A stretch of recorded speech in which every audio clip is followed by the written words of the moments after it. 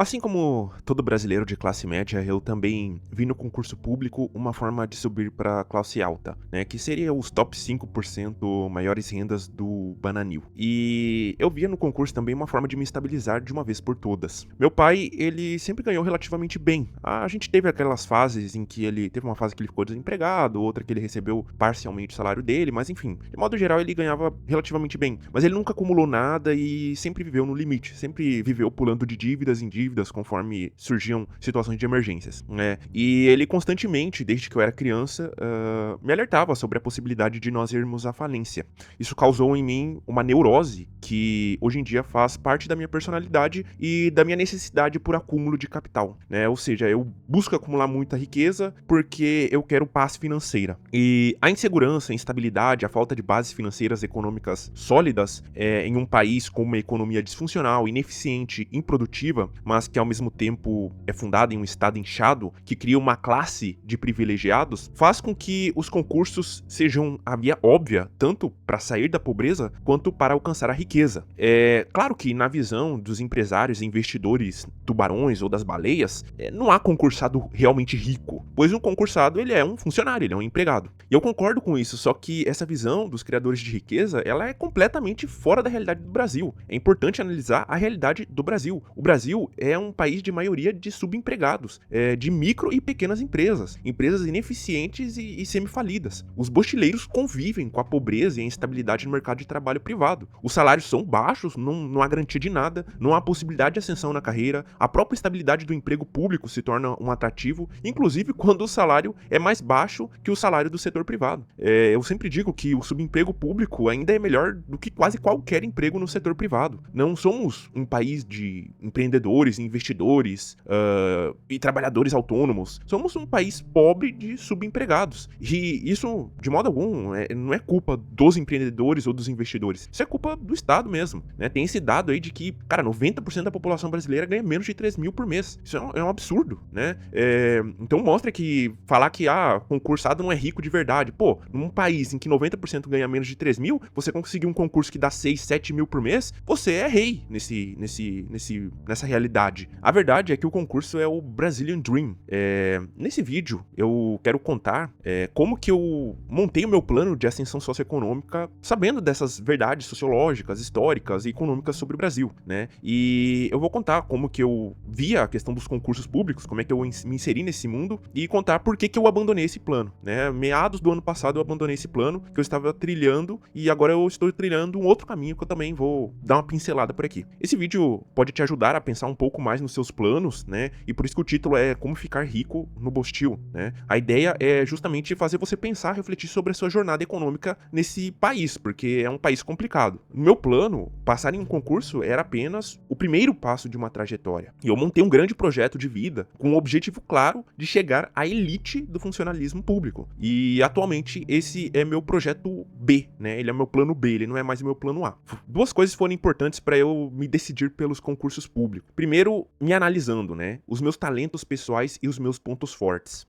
Tem um livro chamado Descubra Seus Pontos Fortes, e ele define o talento mais ou menos como um padrão psicológico inato, né? Um padrão cognitivo, afetivo e comportamental que faz com que uma pessoa seja melhor naquela atividade. Segundo esse livro, os talentos eles são inatos, e isso, de certa forma, está de acordo com a teoria do Big Five, né? Que é uma das teorias mais sólidas que existe na ciência sobre personalidade, e eu chego a comentar sobre ela no meu vídeo sobre autoconhecimento. Porém, os talentos eles podem ser reforçados com conhecimento e técnica. Então, quando você tem um talento, um padrão cognitivo, afetivo e comportamental que te torna bom em alguma coisa e você adquire conhecimento e eleva a técnica, você fica melhor, né? Você fica ainda melhor naquilo. Então, o talento ele pode ser reforçado. E desde os meus 16 anos, quando eu comecei a ler, escrever e debater bastante nos grupos, pelo WhatsApp aí, eu já tinha percebido que eu era extremamente bom e gostava bastante de reflexões, conceitos e gostava de lógica. E eu gostava muito disso, gostava de debater, eu debatia por diversão, era quase como jogar videogame pra mim. Eu chegava da escola e a minha diversão era entrar nos grupos, ler o que o pessoal tinha mandado, comentar, ler livros, debater e tal. Então era como se fosse jogar videogame pra mim. Isso me levou a desenvolver habilidades lógico-conceituais totalmente fora do normal aqui do Brasil. Afinal, eu debatia com gente de altíssimo padrão intelectual e também me dedicava a resenhar e resumir e ler livros densos e complexos. Eu li livros do Aquino, Tomás de Aquino, Kant, Aristóteles, Platão, cheguei cheguei a ler livros de Frege, Wittgenstein, Marx, enfim, uma miríade aí, Mises, a escola austríaca também. Li muitos livros naquela época, né? Foi a época em que eu mais li livros e fichei todos esses livros, não foi só uma leitura corrida, eu fichava os livros, eu tenho as anotações até hoje. E também eu sempre gostei muito de atividades introspectivas, né? Como refletir e ler. Eu sempre fui muito caseiro. Bom, na verdade, na juventude eu era um nerdola, incel, recluso. Já contei isso num vídeo. Isso aqui tem a ver com a introversão, né? Que é um dos grandes traços de personalidade. Ou seja, eu sempre fui introvertido. É a minha natureza pessoal. Só que na época eu não tinha uma percepção de valor sobre essa minha personalidade e os meus talentos, né? Esses meus talentos conceituais, lógicos, argumentativos. Eu achava que tudo isso era inútil e que na realidade eu iria me foder e terminar em subemprego ou desempregado, dependendo dos meus pais, até, sei lá, os 30 anos, né? E eu tinha muito medo disso, até porque meu pai também me colocava bastante terror psicológico, né? Ele falava, não, porque você tem que trabalhar, porque tá difícil, eu tô no limite, não sei o quê. E isso foi criando em mim uma neurose muito grande, eu tinha muito medo disso. Eu não venho de uma família de concursados, né? Ou de pessoas que sejam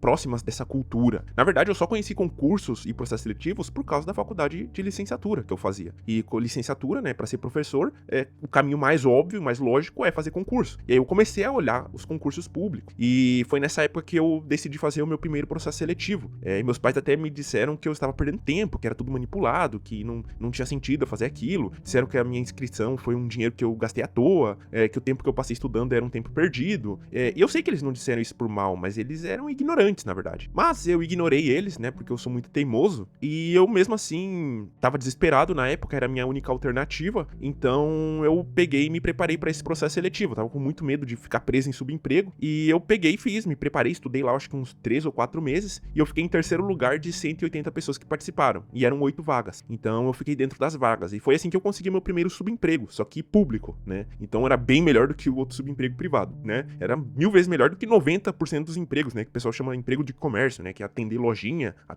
mercado, farmácia. Esses empregos aí que roubam tua alma. Mas foi só depois, assim, que eu passei no outro processo seletivo que eu vi o concurso público como a certeza e o caminho que era pra mim e era inevitável, porque iria ser ele que iria me ajudar na ascensão socioeconômica. Eu comecei a estudar mais sobre as vagas, cargos, provas, salários, junto com um amigo meu que me convenceu sobre o concurso, né? Ele já tava se preparando, ele começou a se preparar, ele começou a falar pra mim, eu comecei a olhar com bons olhos. E depois a gente criou um grupo no WhatsApp, tá até hoje o grupo, ele tá lá comigo no grupo, a gente ficava conversando sobre como se preparar, como estudar melhor e tal, e foi muito interessante, assim, a jornada. Nós dois iniciamos na jornada de concurso, ele ainda tá nessa jornada, logo ele vai ser aprovado aí, né? E foi muito bacana, porque daí eu me assumi um concurseiro implacável, né? E eu já expliquei sobre a minha estratégia de concurso e tudo mais, como eu estudava no meu outro vídeo, que inclusive foi restringido por inadequação à publicidade, porque eu falo algumas verdades lá, que os anunciantes de cursinho de concurso não gostam, né? Mas é um vídeo muito bom, o pessoal tá elogiando bastante, realmente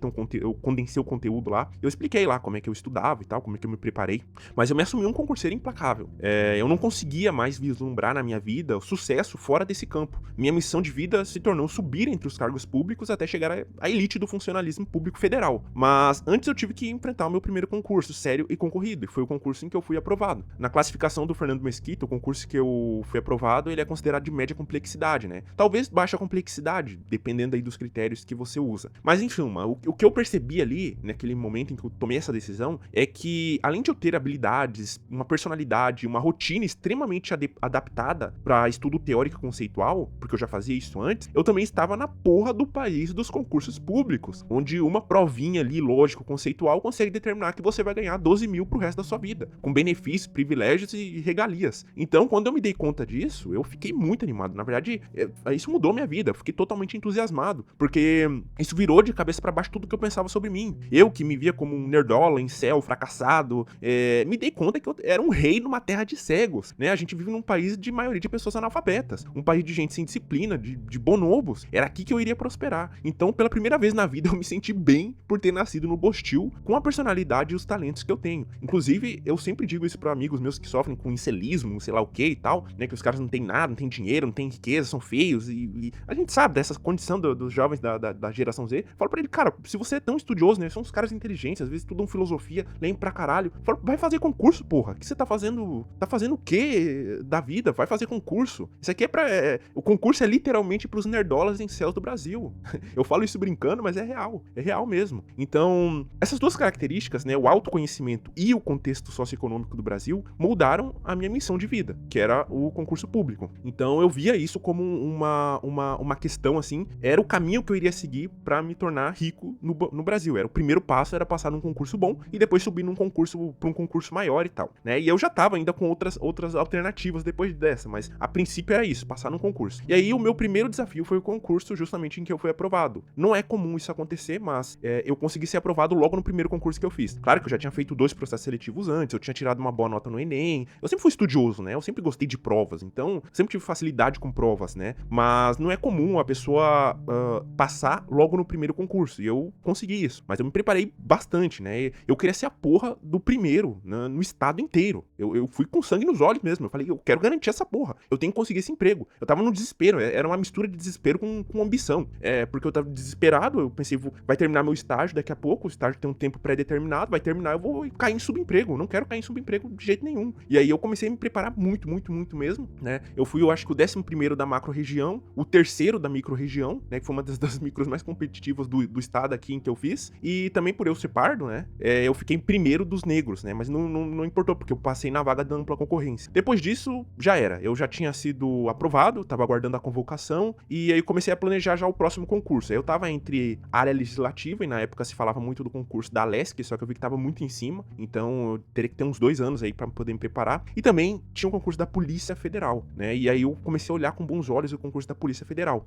Depois de intensa reflexão, eu me decidi justamente por ser escrivão da Polícia Federal. Então eu falei, agora eu vou passar nesse concurso, vou me preparar. Se eu tivesse me preparando, eu já teria com 1 ano de preparação sólida. Eu já sabia da questão da erosão fiscal do Estado. Então eu pensei assim, eu tenho que focar ou na área de jurisdição ou na área de segurança, caso eu queira um cargo vitalício que tenha reajustes reais de salário pro futuro. Só que daí eu me dei conta de que foi ruim eu não ter feito direito, porque a área de jurisdição é boa pra caramba, só que é só pra quem é formado em direito. Quem não é formado em direito fica com os concursos mais periféricos, que vão ser destruídos ao longo do tempo conforme a erosão do Estado vier, né? Então eu foquei na área de segurança e Polícia Federal, pensei, bom, polícia sempre vai existir, né? Por mais que todos os outros aspectos do Estado sejam desmontados, né? Saúde, educação e tal, mas a segurança é básica, a segurança é a função elementar do Estado, segurança interna e tal. E a polícia, né? Principalmente a parte da inteligência da polícia, é uma coisa importantíssima. Então foi aí que eu tomei a decisão naquela época ali, eu acho que isso foi mais ou menos em agosto, faz 1 ano, aliás, que eu tomei essa decisão, agosto, que eu tinha decidido fazer, então, concurso pra Polícia Federal. Comecei a estudar a trilha estratégica do Estratégia Concurso, né, sobre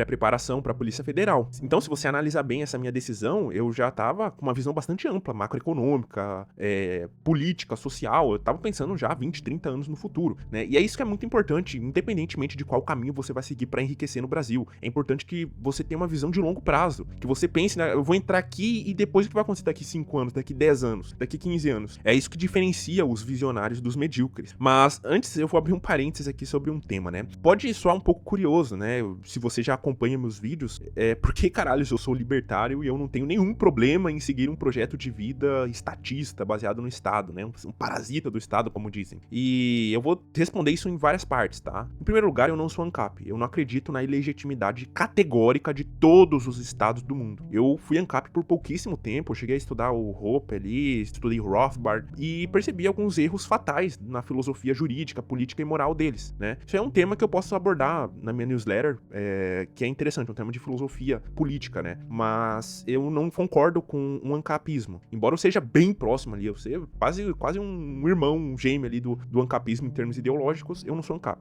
Eu acredito num estado minárquico que depende de jurisdição e segurança estatais. E isso significa que é necessário ter um corpo de funcionários públicos técnicos para exercer esses quadros. Então eu considero legítimo a existência de um Estado que cumpre essas funções bem, e aí tem que ter funcionários públicos para isso. E aí eu acredito também que o Estado ele é expansionista e isso é inevitável. E essa ideologia que eu tenho, minarquismo, ancapismo, isso aí não serve de porra nenhuma. Não tem valor prático nenhum. Então, mesmo que eu concorde com a visão ideológica e tal, eu acho que isso aí é inútil, não significa nada. O Brasil, o Bostil vai continuar sendo Bostil, e eu sou individualista e pragmático. Então, eu acredito que é imutável o ambiente socioeconômico, que isso independe da minha vontade, e eu não vou fechar meus olhos para as possibilidades alternativas reais que eu tenho por causa de uma questão ideológica. Claro que isso aí vai de pessoa para pessoa, tem gente que prefere ser idealista, né, e viver com base em ideais. Eu já conheci, sim, pessoas que deixaram de participar de concursos por convicções morais e políticas, e eu acho isso muito inocente, apesar de considerar isso uma atitude louvável. Eu acho que é muito fácil alguém criticar,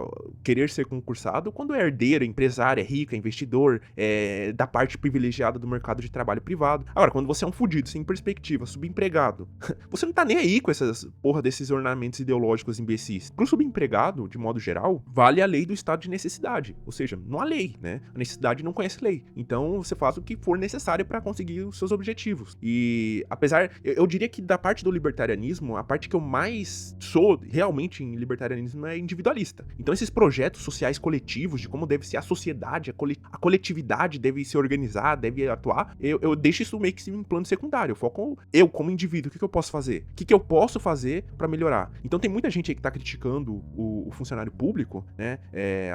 O libertário funcionário público, só que daí você vai ver o cara, ele não contribui com nenhum ato de liberdade, ele não ajuda ninguém, ele não tem dinheiro pra ajudar ninguém, ele tá na insignificância dele. Então, antes de querer mudar o mundo, você precisa mudar a sua realidade, né? E eu entrando no Estado, eu já sei que o Estado vai erodir, naturalmente, eu não preciso fazer nada, né? E o Estado, ele vai crescer inicialmente, ele vai aumentar, vai se expandir, e depois ele vai erodir. Aí o que vai virar depois, se vai virar uma ditadura cubana, norte-coreana, ou se vai virar alguma outra coisa, eu não sei. Mas vamos ver o que vai acontecer. Mas o ponto é, eu sou individualista, eu não vou ficar baseando a minha vida em ideologias, né? Eu já vi que ideologia, ela é uma coisa que corrói o seu cérebro. Então, o meu plano inicial era esse. E agora é o meu plano B, que era chegar ao topo do funcionalismo público e por meio de concursos e escadas. Porém, eu mudei de ideia em meados do ano passado, né? E aí entra a parte do libertário realmente. Eu já conhecia toda a filosofia por trás do Bitcoin, porque eu sou libertário desde os 16 anos. Eu sempre gostei da ideia de liberdade, de autossoberania, de livre iniciativa. Só que eu não tô falando de ideal político coletivista ingênuo, da sociedade libertária com ancapismo, ancapistão. Eu tô querendo dizer sobre ficar rico, ficar próspero, ser livre geograficamente, ter liberdade de tempo e viver uma vida de forma autêntica, poder materializar isso através do dinheiro, né? Como eu disse lá no meu vídeo sobre a única coisa que vale a pena. Como elite do funcionalismo público, eu até ganharia bem e teria uma estabilidade e seria rico dentro das condições aqui de renda do Bostil, né? E teria reajustes reais de salário, não sei por quanto tempo, né? Mas teria. Mas como empresário, aí as coisas mudam completamente de perspectiva. Como empresário rico, eu poderia ganhar mais do que bem, né? Eu poderia ganhar dinheiro pra caralho e ser verdadeiramente livre. E a estabilidade, que antes era algo que eu prezava, por assim dizer, pela questão de neurose pessoal, eu simplesmente já não me importo mais, porque eu conheci a liberdade financeira proporcionada por uma riqueza real, que é a poupança em Bitcoin. Quanto mais eu acumulo, mais anos eu posso ficar desempregado. E com isso eu posso me dedicar a outras coisas, inclusive ficar livre, me dedicar integralmente a um concurso maior, né, ou abrir uma empresa. Só que a questão é possível empreender no Bostil? Neste país imundo em que nós vivemos, empreender é praticamente um crime. Você precisa de autorizações e permissões, cumprir legislações estúpidas e absurdas, pagar quantidades absurdas de taxa de impostos, só para iniciar e manter o negócio. Assim, na parte básica, fiscal, burocrática. Contratar pessoas, então, é praticamente um crime, se considerarmos a quantidade absurda aqui de leis trabalhistas e processos trabalhistas. Indo mais a fundo no tema, qualquer pessoa que não seja uma imbecil completa percebe que as legislações, elas não são, na verdade, estúpidas e burras. Elas possuem um propósito muito bem estabelecido. A função clara das legislações fiscais e tributárias e burocráticas do Brasil é eliminar e impedir a concorrência e privilegiar classes, categorias de corporações que estão estabelecidas. Muitas dessas leis aí que surgem, estabelecendo requisitos absurdos, surgem com a finalidade de proteger setores e grupos lobistas que já estão representando outras classes e outras categorias constituídas. No Bostil reina o corporativismo burocrático, né, o capitalismo de cantilionário. São grandes corporações exigindo do Estado que ele regulamente o setor, ou seja,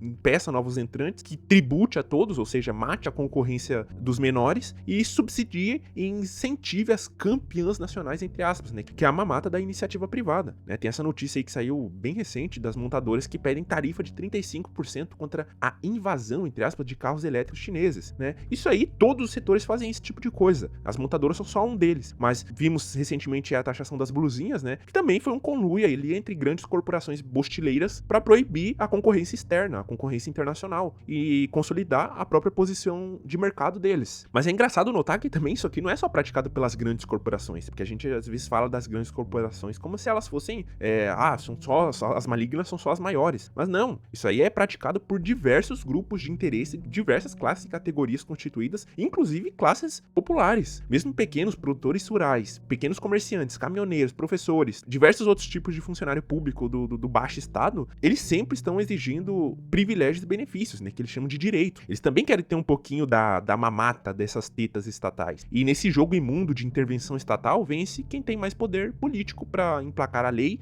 que vai consolidar, entre aspas, os seus direitos, né? Ou seja, seus privilégios de categorias, de classes. No caso dos funcionários públicos federais, né, eles têm uma vantagem imensa, porque eles são homogêneos e são mais organizados politicamente. Então eles conseguem fazer uma pressão concentrada e orientada.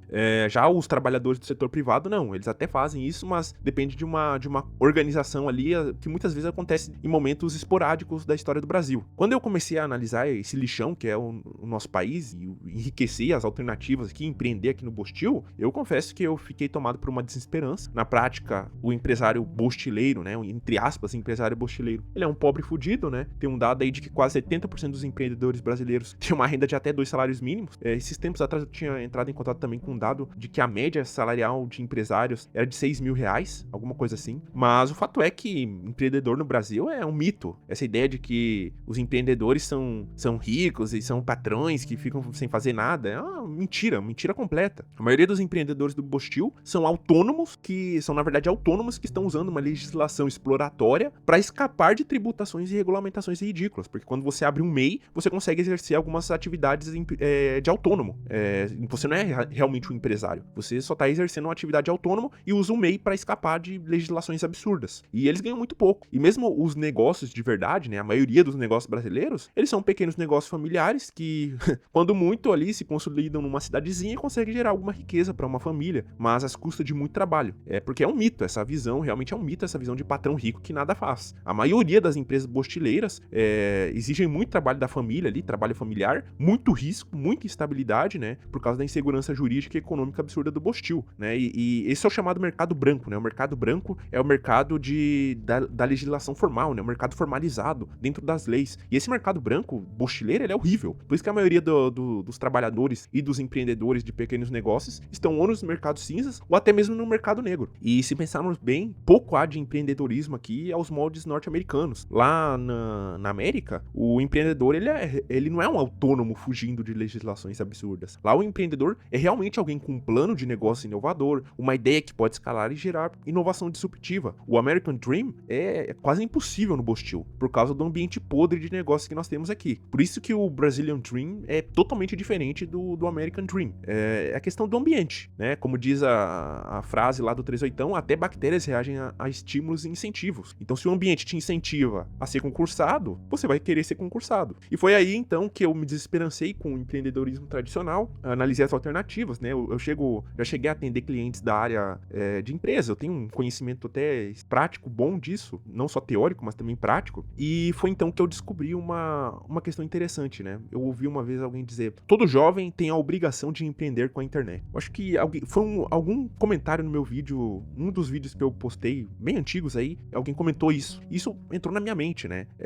Foi então que eu conheci a outra face do empreendedorismo, que aliás já está sendo destruída, né, pelo Estado bostileiro, que é o empreendedorismo digital, o empreendedorismo online. Só que isso está sendo destruído. Por exemplo, o dropshipping já foi inviabilizado para pequenos negócios.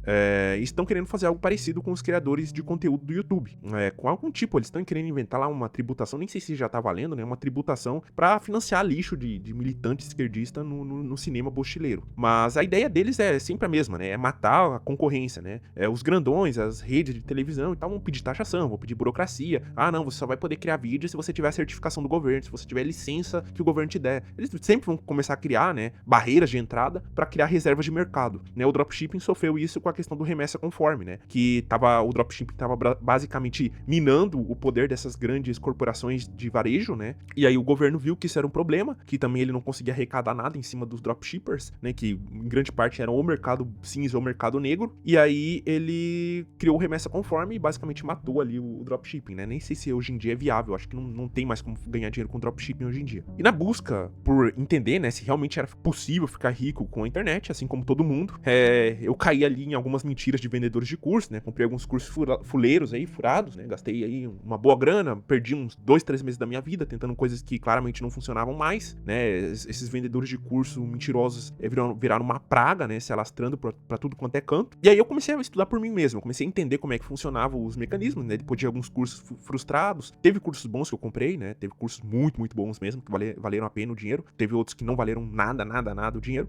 Mas eu percebi uma coisa, conforme eu fui me adentrando nesse mercado e entendendo a dinâmica e a economia por trás, eu entendi que os empreendedores digitais, eles são ricos, não é por nada de especial do mercado em si, ou nada do tipo, né? O empreendedor digital, ele consegue ficar rico porque, simplesmente, a regulamentação e a tributação ainda não matou a internet. E a internet possibilita uma alta escalabilidade. Pensa bem, num pequeno negócio tradicional aí, uma lojinha ou qualquer coisa do tipo, uma parcela significativa da receita que você tem vira pagamento de despesas criadas por intervenções do Estado, cumprimento de leis absurdas, taxas, tarifas, tributos, etc. Eles até poderiam gerar muita grana líquida se não fossem as intervenções do Estado. Mas no empreendedorismo da internet, isso não ocorre, né? Por enquanto.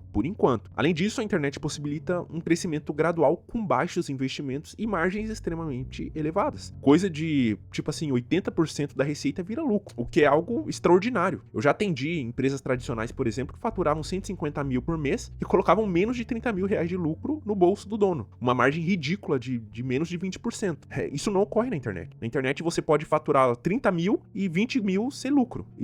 Então, por isso que as empresas da internet tendem a prosperar aqui no Bostil, e por isso que elas se alastraram e esse caminho se alastrou. Assim como o concurso, de certa forma, o empreendedorismo online é uma bolha também. E aí, conforme eu estudava, né, eu acabei conhecendo um modelo de negócio muito interessante de um australiano, e eu li os materiais dele, estudei os cursos dele e tudo mais. Sempre compro o curso dele, o cara é bom demais. E ele criou um negócio altamente escalável, com receita consistente e regular, diferente, né, dessas receitas de venda de curso e lançamento, que são tudo instáveis. E o negócio dele tem baixos custos de manutenção, uma infraestrutura bem simples, em que mais de 50% da receita dele é lucro embolsado. E que eu achei interessante dele, porque quando eu entrei nesse mercado, no mercado digital, é que a maioria do que tem aqui dos conteúdos aqui é golpe, fraude, mentira, ilusão que estão vendendo pras pessoas, né? E o negócio dele não, o negócio dele gera valor de verdade. Esse australiano, ele começou em 2010, ele também criava conteúdos, assim como eu, digamos assim, né? Ele começou criando conteúdo sobre inglês num blog pra França. E ele falou, acho que ele ganhava 3 mil euros no blog por mês, quando ele iniciou. E depois ele começou a vender consultorias, e ele passou a vender curso de inglês. Então ele converteu isso numa plataforma, e depois ele migrou para uma plataforma de software as a service. É um modelo de negócios baseado é software, você vender um software como serviço, uma solução digital como se fosse um serviço. E ele atua em diversos países do mundo, com planos de assinatura, né? Mensal, trimestral, anual. Quando eu li os conteúdos dele, que ele fez um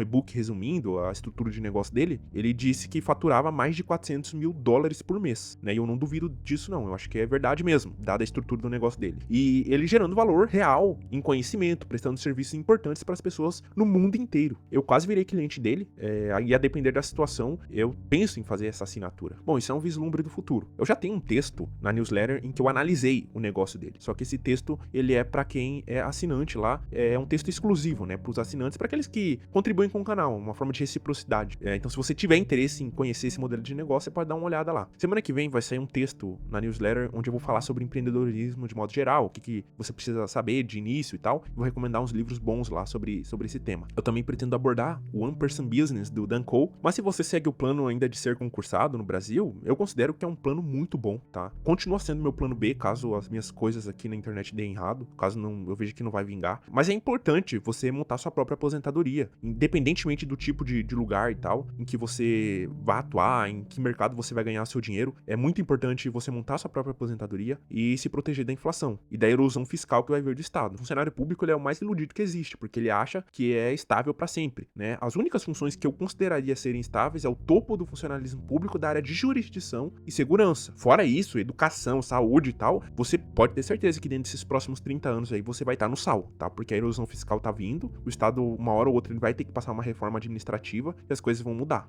Então não subestime essa possibilidade, comece a construir já o seu patrimônio, não seja enganado pelo viés de normalidade, porque aqui na América Latina e o Bostil, eles possuem um longo histórico de golpes, instabilidades políticas, políticos malucos e também um povo bovino que sempre tá tomando decisões políticas erradas. Então é muito importante que você construa uma base sólida, financeira, que você comece a construir seu patrimônio, independentemente se você vai ser funcionário público, se você vai ser empreendedor na internet, se você vai, enfim, não importa, se você vai empreender normal. Então veja o meu último vídeo sobre o Bitcoin, que é inevitável, e aquilo lá pode te dar uma ajuda, um auxílio aí, que independentemente do caminho que você for seguir no Brasil, você vai precisar pensar e considerar algumas coisas. E então te vejo lá nesse vídeo, que é muito importante.